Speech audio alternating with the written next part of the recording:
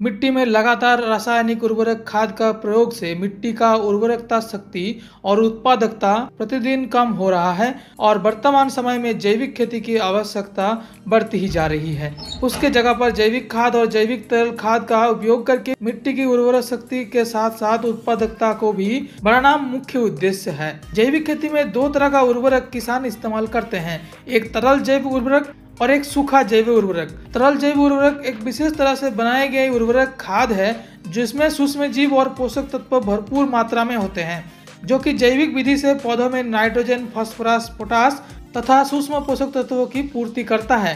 Liquid form में होने के कारण ये मिट्टी में बहुत जल्दी मिलते हैं और पौधे को बहुत जल्दी प्राप्त होती है, जिससे पौधे का ग्रोथ बहुत जल्दी मिलता है। इससे फसलों की उपज 10 से 20% तक वृद्धि होती है और इसको 45 डिग्री तापमान तक भंडारण करने पर गुणवत्ता प्रभावित भी नहीं होती। जैविक तरल उर्वरक मिट्टी में एंटीबायोटिक उत्पन्न करता है, जिससे मिट्टी जनित बीमारी फसल में कम देखा जाता है।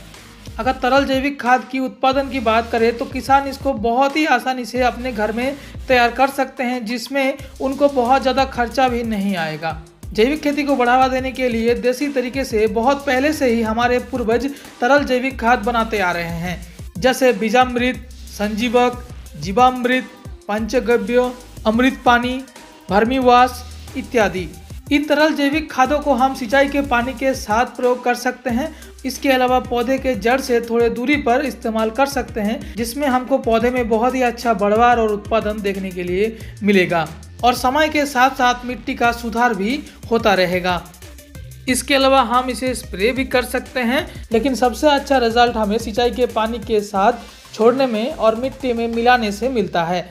इसके अलावा किसान बाजार से खरीद के कई जैव उर्वरकों का इस्तेमाल कर सकते हैं, जो किसान को बहुत ही अच्छा मुनाफा पहुंचाएगा। इसमें किसान राइजोबियम, एजोटोबैक्टर, एजोस्पिरिलियम, पीएसबी आदि का इस्तेमाल कर सकते हैं।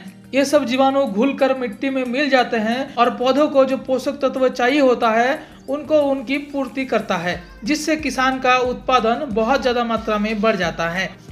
तरल जैव उर्वरक मिट्टी में पौधों के लिए पर्यावरण सुरक्षित पोषक तत्व उपलब्ध करता है, इसीलिए ये जैविक खेती का सबसे बड़ा अस्त्र माना जाता है। अगर किसी किसान को बड़े पैमाने में जैविक खेती करना है तो तरल जैविक खाद का इस्तेमाल से वो बड़े आसानी से बहुत बड़े एरिया में जैविक खेती कर सकता है।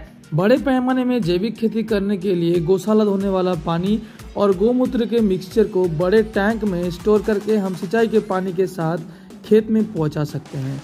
साल दर साल ये प्रक्रिया करने के बाद मिट्टी ऑटोमेटिकली जैविक में तब्दील हो जाएगी।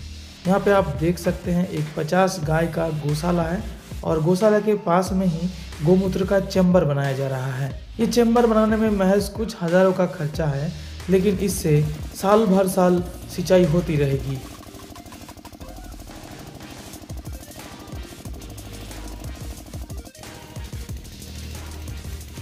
गौशाला धोने वाला पानी और गौमूत्र डायरेक्टली आके यहाँ स्टोर होगा, जहाँ से हम डायरेक्टली पंप बिठाकर उसे खेत में पहुँचा सकते हैं।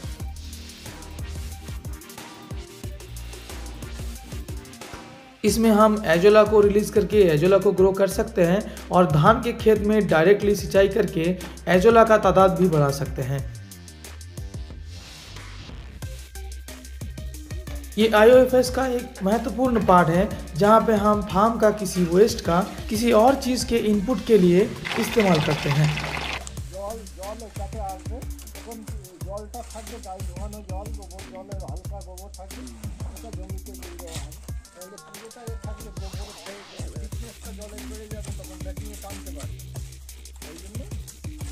दोस्तों, आपसे फिर मिलते हैं किसी नए वीडियो में किसी नए जानकारी के साथ। तब तक के लिए जय हिंद।